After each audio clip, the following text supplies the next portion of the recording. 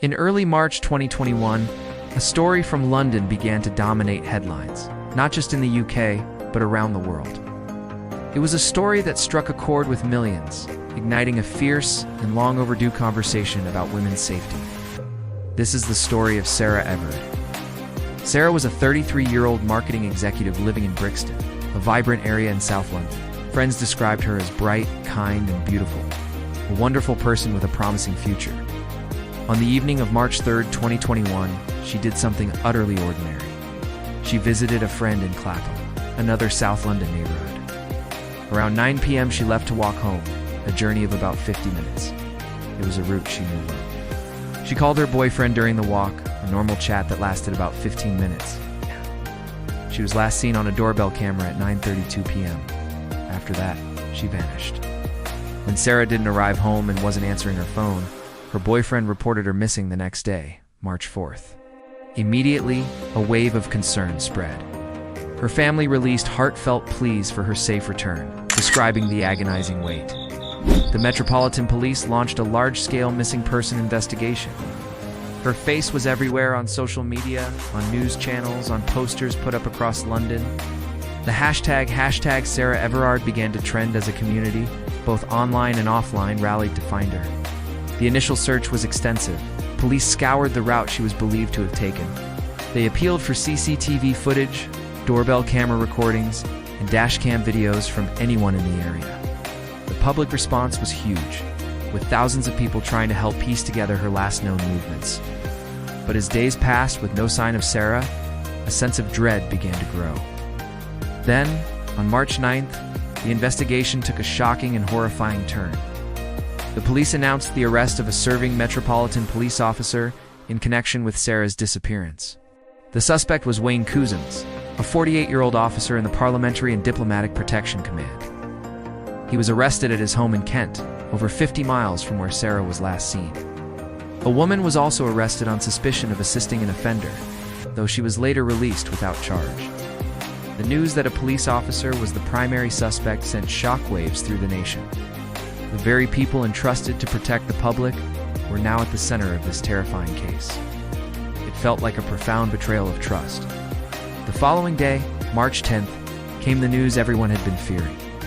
Human remains were discovered in a woodland area near Ashford, Kent, close to the suspect's home. On March 12th, the police confirmed the worst. The remains were identified through dental records as Sarah Everard. On the same day, Wayne Couzens was charged with her kidnap and murder. The confirmation of Sarah's death unleashed a torrent of grief, anger, and outrage. Her story was tragically familiar. A woman simply walking home at night, a basic freedom that should be guaranteed, had her life stolen.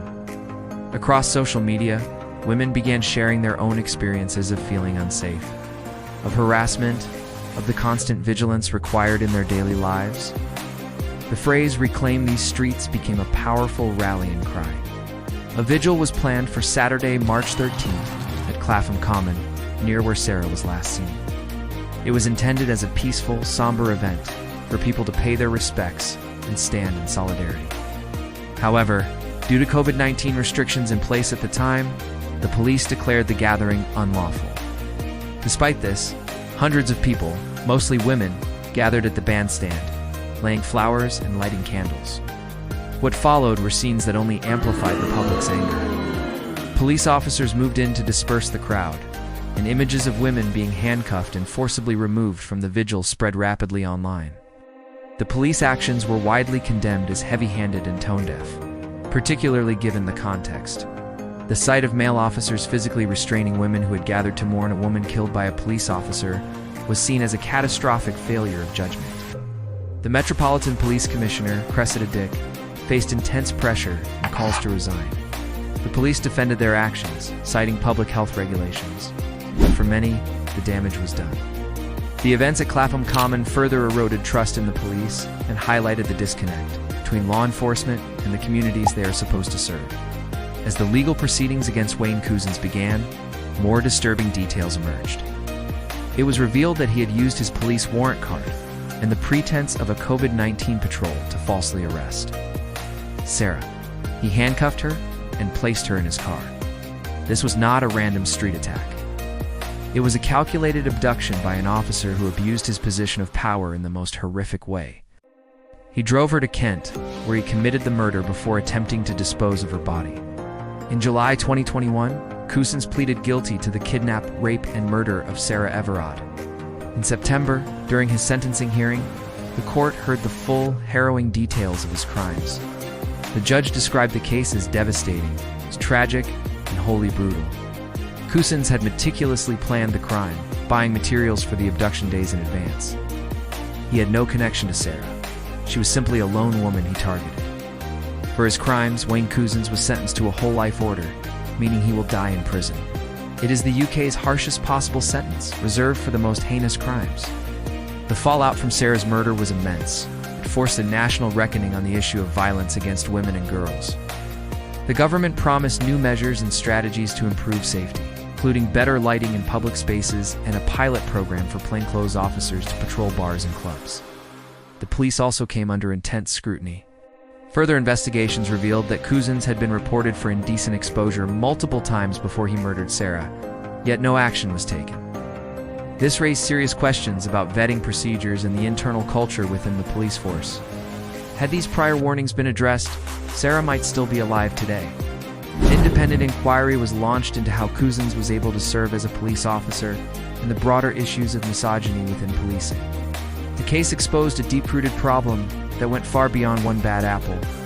It became clear that systemic changes were desperately needed to rebuild trust and ensure that women could feel safe. Sarah's family, in their victim impact statements, spoke of their immeasurable loss. They described a world that was darker without her light.